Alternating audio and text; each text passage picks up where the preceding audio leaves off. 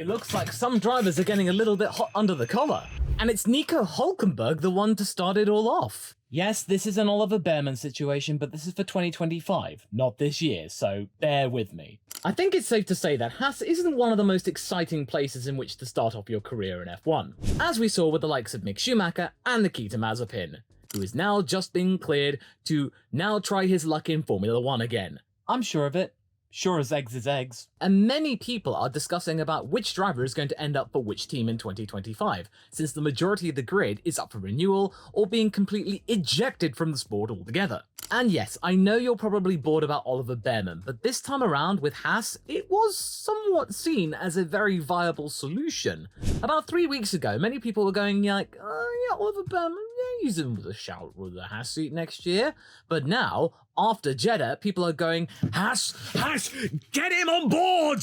But the question is though, which of the current Haas drivers is going to be more likely to lose their seat? But right now, it's been Nico Hulkenberg to address the Oliver Bearman situation the most directly, since Kevin Magnusonand hasn't really commented on it, or at least I couldn't find any comments from him regarding the young British driver driving for Ferrari. Granted, it wasn't a super aggressive take saying that Oliver Bearman didn't really do much and not diminishing the value that he had brought to the sport in gaining more interest, but it was a reminder to people that Oliver Bearman had done a good job in subbing in for Carlos Sainz for one race. Just one race as a super sub. And Nico Hulkenberg knows what he's talking about since he was a major super sub, and in fact that's pretty much his nickname at this point other than Hulk. But he did bring up a good point here, is that, remember, Oliver Bearman is not a Formula 1 driver, nor just simply a reserve driver. He is currently a driver for Prema in Formula 2. And he is now meant to be starting his campaign to win the F2 championship in the first year of these brand new cars. It would be very important for him to focus on that, because if he were to falter and after the heroics of Jeddah, he then put in some lackluster results, or he really couldn't get a figure on the car, and then Kimi Antonelli could then swoop in and score more points than him, because currently Bearman is right at the bottom of the standings since everyone else has scored at least 20, 30, 40 points, then Nico thinks that all of the stuff that he did in Jeddah would be simply forgotten. Oliver Bearman would be just forgotten, and then more of the critics will say, oh, it's the British media getting behind this guy again. Oh, that was just a fluke. Now, I don't think it was a fluke. That data did prove that he was catching up to Leclerc and he was improving. But they do have a point that, yes, he did a good job in one race. But if he's not able to convert that into a solid F2 campaign, that doesn't seem to add up. And there is an F2 weekend going down this weekend. I think this is the first time they've been to Melbourne. But if Bearman becomes undone and he doesn't really do a good job of it, then Nico reckons that he will be forgotten in as little as 2 days. You know the old saying, you're only as good as your last race? I think that still rings true with Oliver. Yes, Oliver did a very good job limiting the amount of points lost to Red Bull and the constructors to just maybe a few points in relation to how Carlos might have performed. But if he were to have a mardy of a weekend in Australia and not get any points at all, and then Kimi Antonelli starts to find his feet and then gain more traction, this might make his F2 championship contention all the more tricky. But at the moment, it's been a little bit more fortuitous because, as we've seen in the F2 standings, it's been a little bit higgledy-piggledy. Some drivers have done well in Bahrain, and then other drivers did well in Jeddah, so it's a little bit mixed up. Currently, Zane Maloney is leading the championship, and Kimi Antonelli is somewhere in the middle. And then to top it all off, Hulkenberg reminds people, quite rightly to be fair, that Oliver was in the second fastest car, and for people to remember how valuable that is and what a difference it can make, what he says is true. If you've got a car that is very forgiving and relatively easy to drive, as well as fast, then it is going to flatter even the most mediocre of drivers. The real acid test would be putting Oliver Bearman in a car which isn't expected to get podiums or even very major points, which is exactly what Liam Lawson had to deal with AlphaTauri when he subbed in at Zandvoort in the middle of a monsoon and he managed to bring the car home. And then at Singapore, one of the most arduous races on the calendar, he then got P9 and bumped Max Verstappen out of Q3. That is something very impressive. It wasn't the second fastest car. If Oliver Bearman had been subbing in for one of the Haas drivers and he'd scored a point, like Nico had done in Jeddah, then I bet the cacophony of voices saying that he should be in Formula 1 right now would have been even greater. Almost as great as it was for Liam Lawson. What Nico Hulkenberg said was a backhanded compliment, that he is basically in the firing line if Bearman does well. If he does well, people are assuming that, oh, he's going to get a Haas drive, since Ferrari and Haas are like that, and like with Mick Schumacher, they helped pay and subsidize Oliver Bearman's placement in Haas, and since Haas likes to have cash, then, it makes a lot of sense. They want to be the Ferrari support team, since Sauber is moving away from that, since they've historically been that since the late 90s, when they parted company with Mercedes, who then went to McLaren, because remember, Sauber did bring Mercedes into Formula 1 in the first place in 1993, since they had a really tight-knit relationship in sports cars, which they also had with Michael Schumacher before he then joined up with Jordan in Formula 1.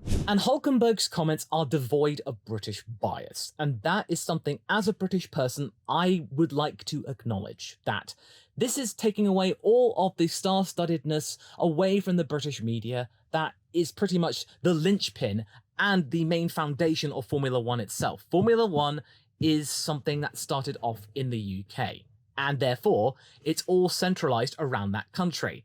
So of course, if a young British driver comes in, then there is going to be a huge storm of media and press coverage and awareness that other countries may not be as enthusiastic about. Okay, Oliver might have a presence in Italy, and if you are from Italy, do let me know in the comments if you do rate Oliver.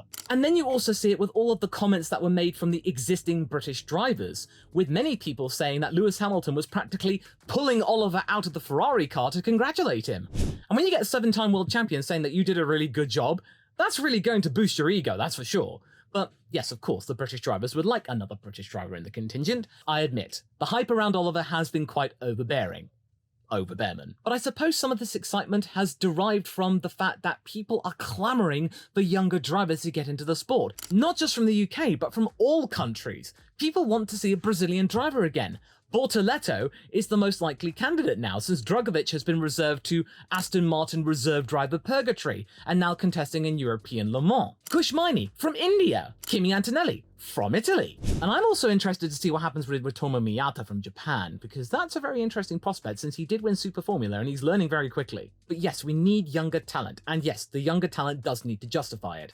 But it's a really, really sad statistic when only one of the F2 champions from the last 5 seasons have gotten a job in the sport immediately after getting the junior title category championship. De Vries and Piastri eventually got into Formula 1 through roundabout means, one via a magpie and one through a web. And in closing, I don't think that Bearman deserves a seat in Formula 1 just because, but he has made a very strong case in saying that he should be considered. And this is coming from the fact that both the old team principal and the new team principal rated Oliver Bearman's work commitment and how he worked with the team in free practice, not just in the race itself. And that the team are going to be using Oliver for 6 free practice 1 sessions. That's way more than the required 2. And as we've seen over the years, all of these F1 teams are like, oh, we gotta have junior drivers, okay! And then most of them just use up their slots in Abu Dhabi. So no wonder F1 teams are averse to rookies. They barely acknowledge their own existence. And of course, I could understand if Oliver wasn't excited to be joining Haas and consigning himself to the back of the grid, which has been the case for the last couple of years.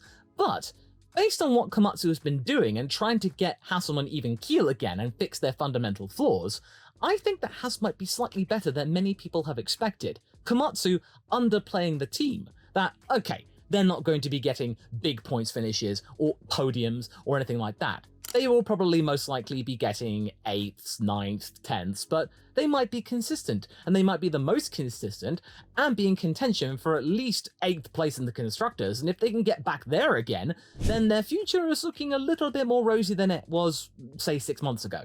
And you know that Gene Haas is wanting to capitalize on that Ferrari connection more and more and more, so get a reserve driver who's doing really well. But going back to the Haas situation, we have 2 drivers which are undeniably headed toward the end of their active Formula 1 careers, with Hulkenberg lucky to have had a second chance thanks to Gunther Steiner's desire to get some veteran blood back into Haas after having dismissed Grosjean and Magnussen for 2021. Something that in his book he views as a service to Roman and Kevin since, as we know, the 2021 car was absolutely terrible. And would we really have wanted to see Roman and Kevin right at the back, about a minute or 2 laps down from the rest of the pack? No, I don't think we would have wanted to see that, nor would they have wanted to subject themselves to that. I think what they got in 2021 in their different career paths was a lot better. Much more chance for some success. And let's remember here, Magnussen also has a second coming as well, because obviously they were looking for a driver at the very last minute, and Gunther had been talking to Kevin recently, so just, Kevin, there you go. a Kevin with a competitive car. But with Gunther Steiner gone and Ayo Komatsu in, trying to find ways of revitalizing the Haas team without really tugging on the purse strings, Oliver Bearman is a relatively cheap solution, has a lot of talent and potential, and works well with the team already. He's ingratiated himself very, very quickly. And then, of course, you'll have a veteran to help show him the ropes, and then now it's just a case about which one of the veterans that you currently have are you going to keep on for at least another year. I think before Jeddah, both of these Haas veterans were not taking all of this seriously and thinking they might have had a chance to extend their contracts.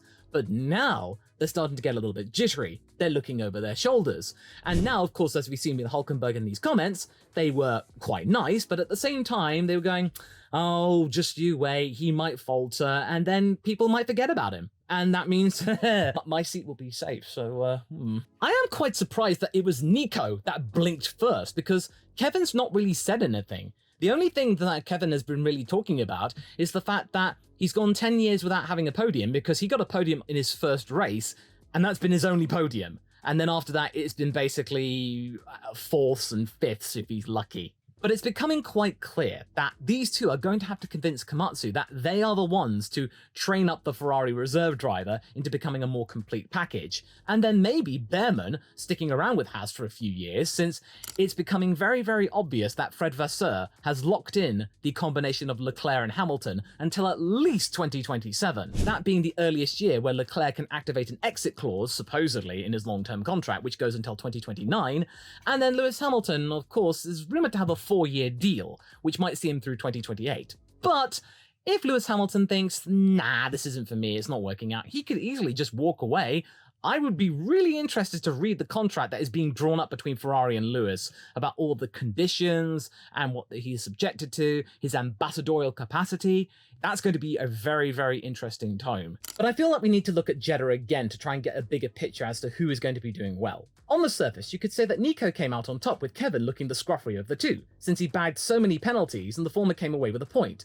But it's a lot more nuanced than that. Had the roles been reversed and Kevin was the one in 10th place and bagging the point, and Nico Hulkenberg being the complete and utter barrier for all of the other drivers trying to score a point, then we would have been saying, oh, Kevin is the one that has the upper hand. It was just a matter of circumstance and where they were at the time. And as Nico said himself, and I wholeheartedly agree and think is a very major theme for this year, all the smaller teams are going to have to really take big measures to try and score a point or two, considering that everybody from Aston Martin upwards are practically guaranteed a point so long as they can keep it on the track. Because, 5 teams, 10 drivers, 10 places get points.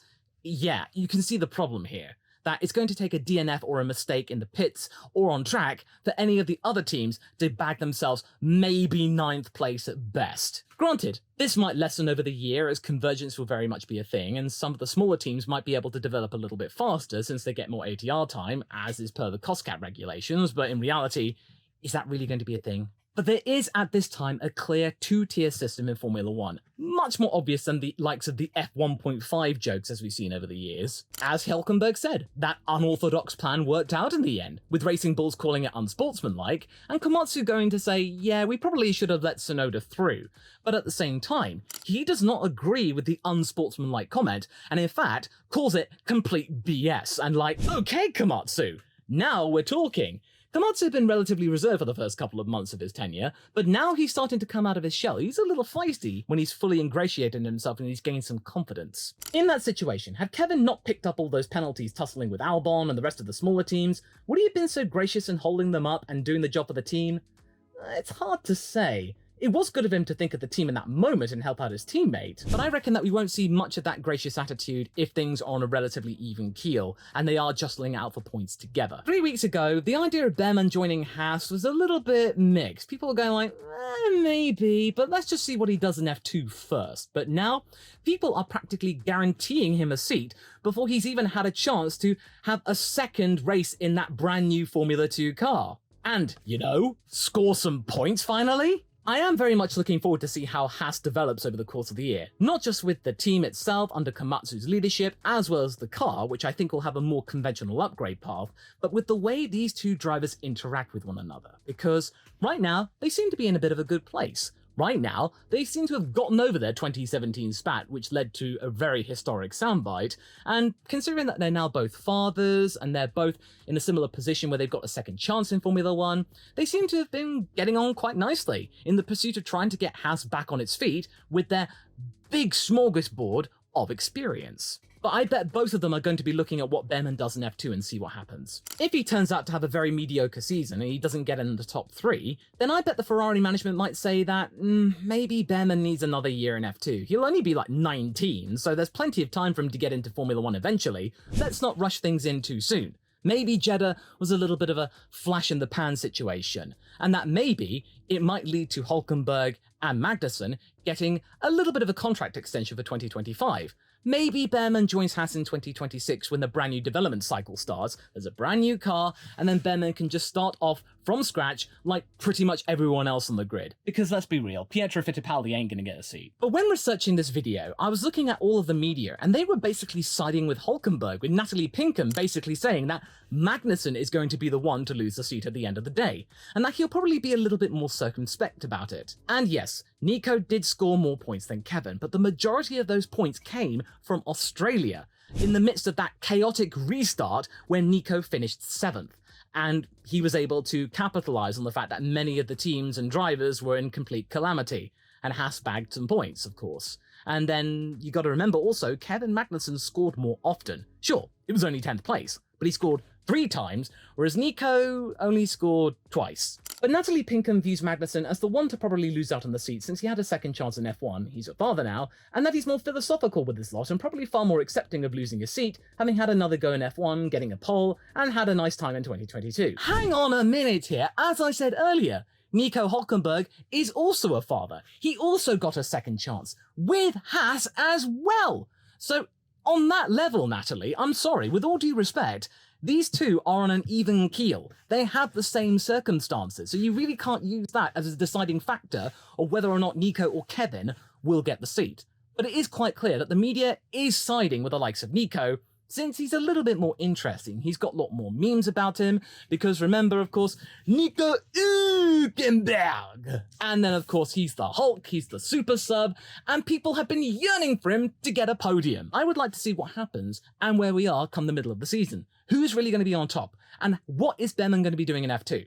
That is when we can start to say, yeah, maybe Bearman might be joining next year, or he might be joining the year after. And okay, if Nico doesn't get the seat at Haas, more teams are interested in Nico, since there are a lot of rumours that Sauber were trying to pinch Hulkenberg from Haas for 2024. But then Gunther activated the 1+1 clause, which meant that he could stay at Haas for another year on the behest of the team. And then Kevin, not many people view him for other teams because for the vast majority of his career, he's been a Haas driver. He's been effectively typecast. Whereas Nico, he's been at plenty of teams. But all I'm saying here is that keep an eye out on these two, because it might be a solid partnership right now, and they might want what is best for the team to get as many points as possible by any means necessary. But if Bearman does cruise to victory in F2 and practically wins everything and is leading the championship, or is very competitive in the top 3, I bet that Hulkenberg and Magnuson, they might start to get a little bit more antsy with each other, and let's just say there might be some suckage on some balls. But like I said just now, Nico has more interest from other teams, including Sauber, who tried to get him for 2024. Possibly ready for the introduction of Audi in 2026. But is that such a solid bet right now? Well, go watch this video next, and granted, Audi is committing to Sauber 100% now, but right now, the preparation seems to be a little bit janky, and quite a doozy.